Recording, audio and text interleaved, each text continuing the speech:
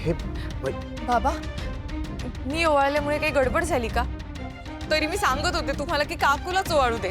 गडबड झाली का? या आधी सुद्धा 2 वेळा याच मीटिंगसाठी जाताना नंदाक्कानी मला ओवाळलं होतं.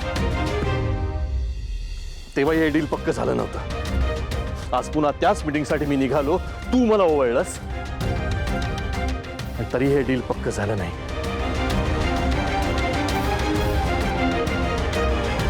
असं मी अजिबात म्हणणार नाही.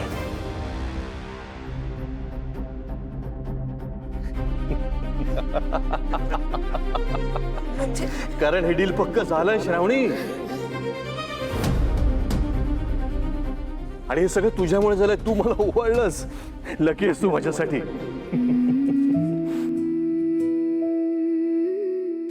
बोल श्रावणी, काय हवंय तुला? मी आज खूप खुश आहे. जे हवंय ते माग. माझा जीव जरी मागितलास ना तरी मी द्यायला तयार आहे. बोल.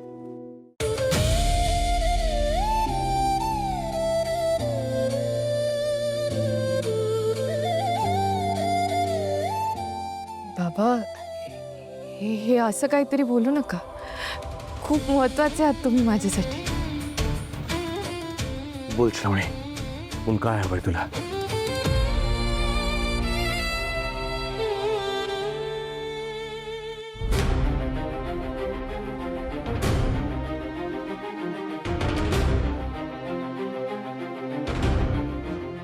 काय झालं श्रावणी, तू गप्प कायस?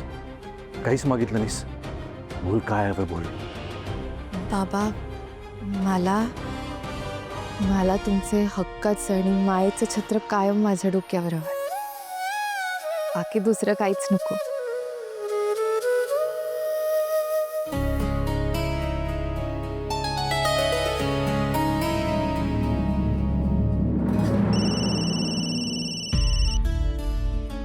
जावे बापूंचा फोन.